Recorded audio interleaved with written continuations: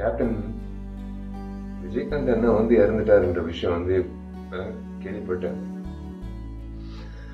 என்ன மன்னிச்சிடுங்க, முதல்ல என்ன மன்னிச்சிடுங்க. நான் சத்தியமா இந்த நேரத்துல நான் உங்க பக்கத்துல இருந்து உங்க முகத்தை ஒரு முறை பார்த்து ஒரு காலத்துட்டு கும்பிட்டு அவங்க கூட இருந்திருக்கணும். நான் வெளிநாட்டுல இருந்தது என் தப்புன்னு என்ன மன்னிச்சிடுங்க.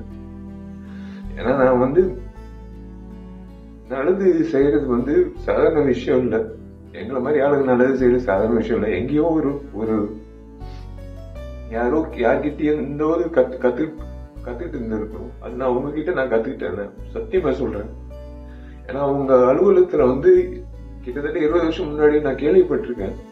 நான் நிறைய பேர் சொன்னது நான் கேட்டிருக்கேன். உங்க அலுவலகத்துக்கு யாராவது பசியோட வந்தா நீங்க வந்து சோறு போட்டு அனுப்புவீங்க. அதே தானே வந்து நானும் செய்யணும் அப்படின்னு இறங்கினேன். அதே மாதிரி நீங்க எவ்வளவு உதவி பண்ணியிருக்கீங்க இந்த சமுதாயத்துக்கு.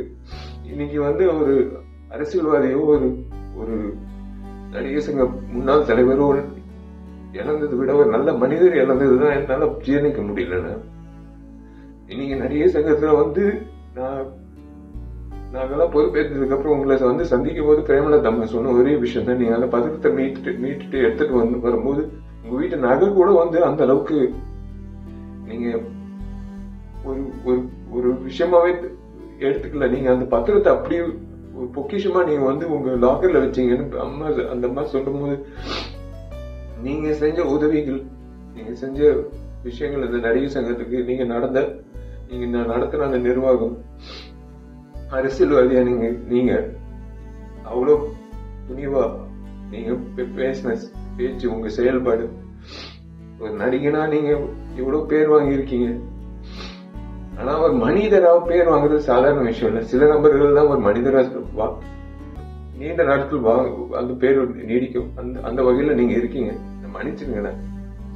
உண்மையிலே நான் சத்தியமா சொல்றேன், இன்னைக்கு நான் உங்க பக்கத்துல இருந்திருக்கணும், முறையா உங்க பக்கத்துல இருந்திருக்கணும். உங்க ஆத்ம சாந்தி அடையணும். நீங்க நல்லா இருக்கணும். சத்தியமா உங்க பேர்ல நான் கண்டிப்பா வந்து உங்க பேர்ல நான் கண்டிப்பா வந்து மேற்கொண்டு நல்லது பண்ணணும்னு இன்னும் தோணுதுன்னு. அவ்வளவுதான், வேற ஒண்ணும் சொல்ல முடியல. உங்களுக்கு நான் பண்ண வேண்டிய ஒரு விஷயம் இதுதான் நான் நினைக்கிறேன்.